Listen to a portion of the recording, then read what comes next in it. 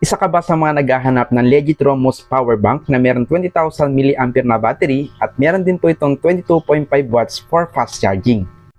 Pero ang tanong, legit nga ba talaga to?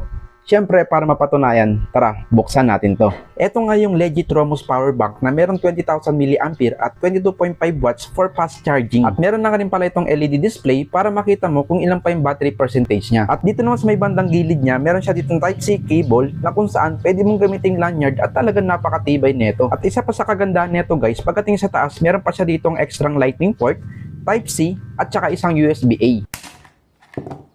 At ito nga yung bumungad sa akin sa loob guys, meron siya dito mga thermal paste at thermal pads kung saan iiwasan nito mag-overheat yung mga component niya katulad ng 2R2 at itong IP chips niya for fast charging. At tingnan mo talaga, napaka-solid. Meron pa siyang overheat protection dito na kapag nag-init yung battery, automatic mag-shutdown yung charging port niya. At ayun no, panalo, 10,000 mAh times 2 equals to 20,000 mAh. Legit talaga ang battery nito. So ayun na nga, sobrang solid talaga na ilalabas mong pera dito sa Romos Power Bank with 20,000 mAh at 22.5 watts for fast charging. Kaya sa mga gusto makapag-check out nito, ilalagay ko na lang yung link dito sa ating video. Yun lang po at maraming salamat. God bless!